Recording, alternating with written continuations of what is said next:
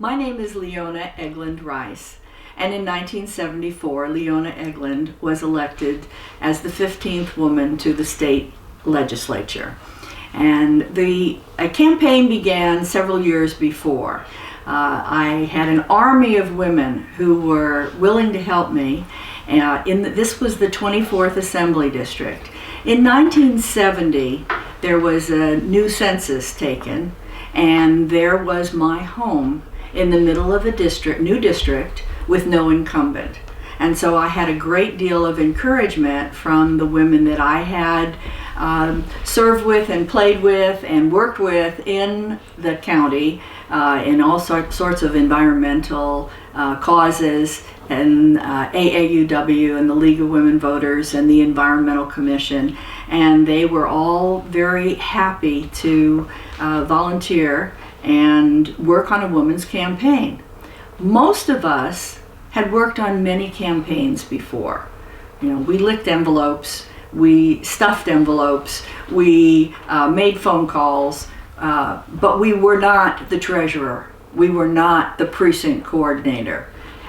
We were not, certainly not the candidate. And so this was a brand new kind of campaign, and with a few exceptions of some very brave men who decided they could be together with all these pushy women, most of my workers were women.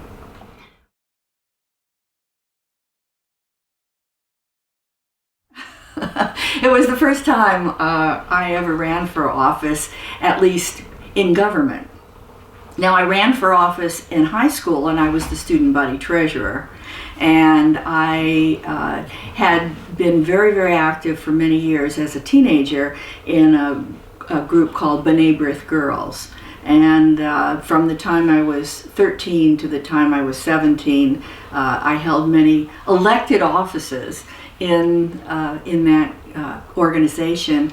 And I kind of cut my teeth with that, because I learned about how you cope with multiple situations at the same time, and volunteers, and how you organize. And so I really felt that a lot of what I had to do later in life, not just in the legislature but in life, I did learn from the organizations and my high school experience.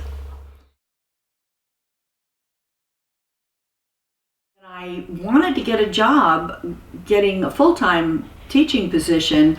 I was too expensive.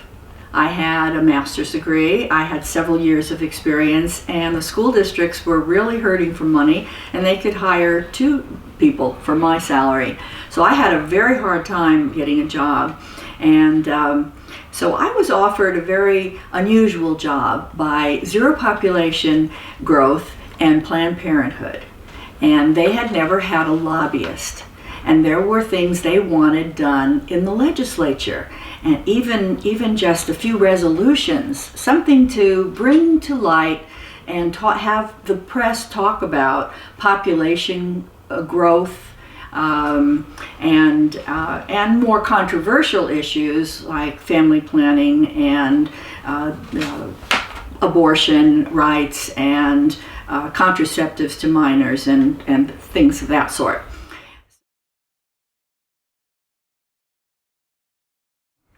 I came with my own ideas of some things that I wanted to do, such as change the budget so we had more money going to children's services and mental health in the counties, and certainly to further the causes of family planning programs and availability of family planning devices for those who wish them. And I, as a teacher and a former instructor in family life education programs, it was appalling to me that there was so much opposition and so much vehemence against sex education. So we changed it to euphemistically call it family life education. But after all, this is why we're all here.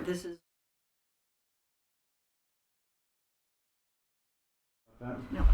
So I knocked at one door, and the man opened it, and there was a very strange odor coming out, and I knew, I think that's what pot smells like. And he was having a pot party, he seemed to be alone, and he was stark naked. And so I looked in his eyes, and I said, here's my literature. I'm Leone Egeland, and I'm running for the state assembly. And I have a phone number right here if you have any questions that you would like to ask me after, I leave here. Why, just call that number, and I hope you'll vote for me. And I said, and by the way, my husband has a suit just like that at home. And he says, I'm voting for you, lady.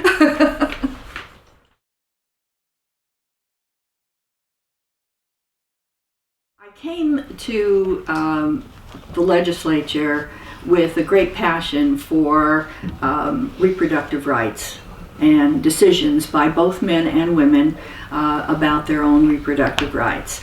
So I looked for many opportunities for expanding that, for education, for funding, but I also had I was very interested in expanding services for mental health for children.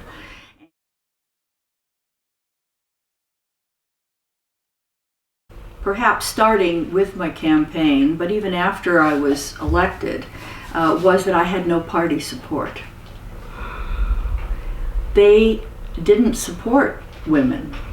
They didn't support young people. They didn't support minorities. And my party didn't support me. Not even when I won the primary, they said, that's a lost district. But the obstacles were fundraising, of course. Now, in those days, we didn't have to raise the gazillion dollars that you have to raise today. This was before computers. This was before computer-generated letters. This was before, we didn't do TV even. We just, it was too expensive. So we had radio ads and billboards, and we walked precincts. But money was an obstacle. And as I mentioned before, not having party support was probably an obstacle during the campaign.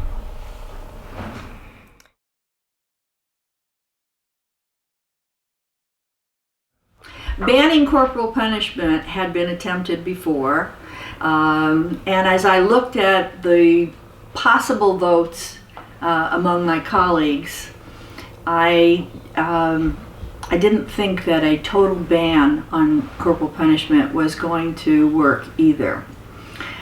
So I introduced a bill that indicated that the schools that needed to have parental permission to paddle the student. Well, there were many conservative members in both parties in the houses, and they liked parental permission on a whole lot of things. So I was able to get votes for having schools. It wasn't a ban on corporal punishment. It was that they couldn't paddle the students without parental consent. Now, I had envisioned the schools calling the parents, and that I thought would be, they'd never do that. Instead, what the schools actually did after my bill passed was that they sent home notices in the beginning of the school year asking for parents to sign, your child can go to sex education classes, your child cannot go, your child can be paddled, your child cannot be paddled. But it gave the parents the opportunity to say, he needs to be spanked, I'll spank him. I'm not going to have somebody I don't know spank my kid. They didn't realize that spanking was still taking place. This is the prop I used when I testified before the legislature. This was a real paddle used in a real school. And by the way, most of the students that were paddled at that time were boys, and they were in the middle school ages, and many of them were minorities.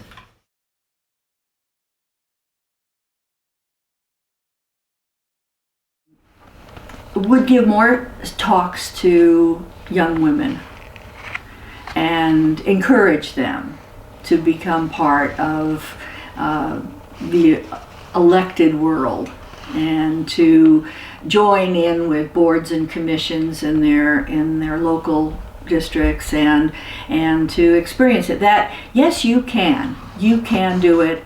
There's nothing that should prevent you from being elected to office. And I think that even today, while there are many more women in the state legislature, it doesn't represent the population.